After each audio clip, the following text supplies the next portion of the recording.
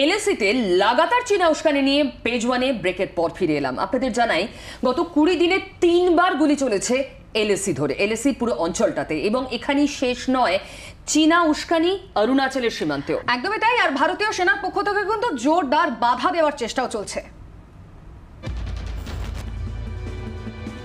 প্রকৃত নিয়ন্ত্রণ রেখায় লাগাতার চীনা বেয়াদবি। 29 আগস্ট থেকে 7 সেপ্টেম্বর পর্যন্ত অন্তত 4 বার আগ্রাসনের ঘটনা ঘটেছে। প্যাংগং লেকের দক্ষিণে হানা দেওয়ার চেষ্টা করেছে চীনা ফৌজ। চলতি মাসে 7 এবং 8 তারিখও একই ছকে লেকের উত্তর দিকেও হানার চেষ্টা চলে। ফিঙ্গার 3 এবং ফিঙ্গার 4 এর সংযোগস্থলে ঘটেছে এই ঘটনা, আর তাতেই চুরমার 45 বছরের রীতি। প্যাংগং এলাকায় চলে 100 থেকে 200 রাউন্ড গুলি।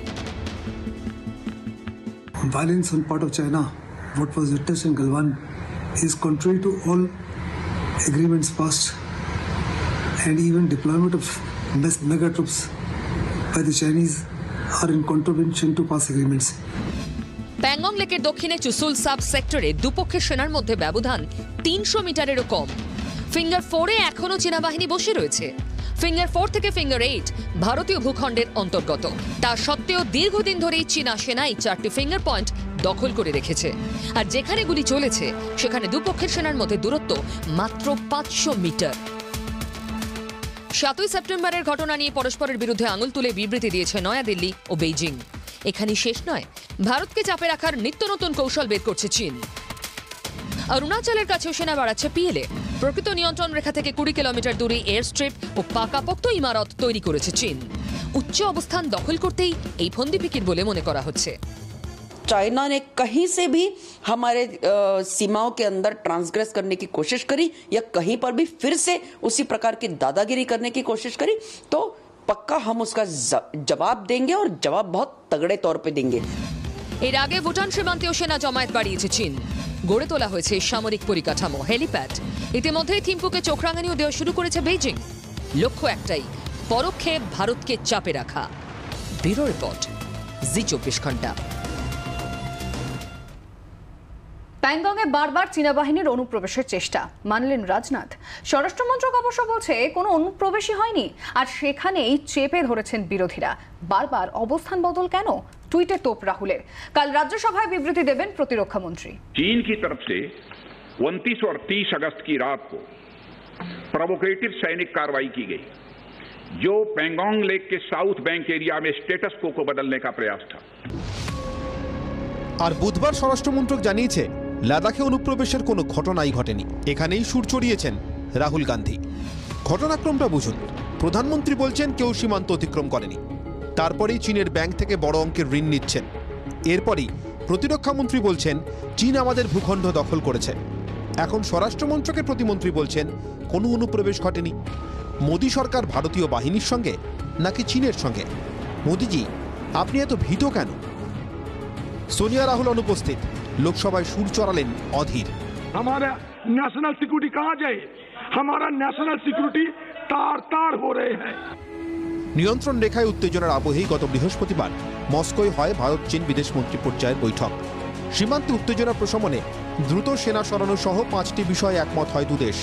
কিন্তু তার আগেই প্যাংগংয়ের উত্তর দিকে দুদেশের সেনা মুখোমুখি হয়ে শূন্যে গুলি চালিয়েছে।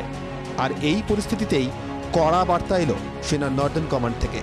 চীন যুদ্ধের মতো পরিস্থিতি তৈরি করতে চাইলে তৈরি ভারতও। পাল্টা জবাব এসেছে বেজিং এর তরফেও।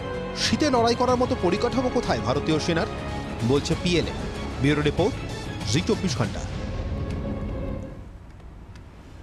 ভারতে আসছে রুশ ভ্যাকসিন স্পুটনিক ভি। বছর শেষের আগে এই টিকা ভারতে মিলতে পারে বলেই মনে করা হচ্ছে। শুধু বিদেশি দাওয়াই নয়, ভারতীয় 30টি ভ্যাকসিনের কাজ চলছে, সংসদে জানিয়েছে কেন্দ্র। ভারতে করোনা আক্রান্তের সংখ্যা 50 লক্ষ ছাড়িয়ে গেল।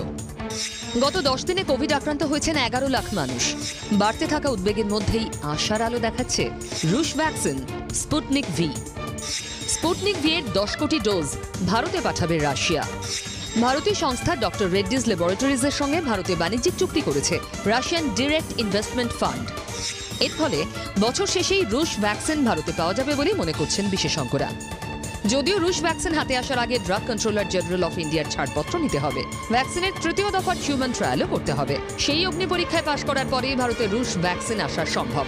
ডক্টর রেড্ডিজের চেয়ারম্যান জিভি প্রসাদ বলছেন, বছর শেষের আগে ভারতে এই ভ্যাকসিন মিলতে পারে। এই ভ্যাকসিনের প্রথম এবং দ্বিতীয় দফার ট্রায়ালে ভালো ফল মিলেছে। ভারতে কোভিড মোকাবিলার অন্যতম অস্ত্র হতে পারে স্পুটনিক ভি। ভারতে এই ভ্যাকসিনের দাম কত হবে তা এখনো নির্ধারণ করা হয়নি, তবে রুশ সংস্থা আগেই বলেছে এই ভ্যাকসিনে মুনাফা করতে চায় না তারা, স্রেফ তৈরির খরচ মিললেই যথেষ্ট। শুধু বিদেশি ভ্যাকসিনই নয়, কোভিড মোকাবিলা ভ্যাকসিনের শান দিচ্ছে ভারতও। এদিন রাজ্যসভায় একটি প্রশ্নের উত্তরে মন্ত্রী নিত্যানন্দ রায় জানিয়েছেন, করোনা মোকাবিলায় দেশে 30টি ভ্যাকসিন তৈরিতে সাহায্য করছে সরকার। 3টি ভ্যাকসিনের পরীক্ষা চূড়ান্ত পর্যায়ে রয়েছে, 4টি প্রি ক্লিনিক্যাল স্তরে রয়েছে। পাশাপাশি সরকারি সহায়তায় 13টি ওষুধ নিয়েও কাজ চলছে ভারতে। স্বরাষ্ট্র মন্ত্রক জানিয়েছে, ভ্যাকসিন নিয়ে একটি বিশেষজ্ঞ কমিটিও গঠিত হয়েছে। দীর্ঘ রোগভোগে জর্জরিত দেশ, কবে আসবে টিকা? ভ্যাকসিনের অপেক্ষায় প্রহর গুনছে সমুদ্র হিমাচল। ব্যুরো রিপোর্ট, জি 24 ঘন্টা।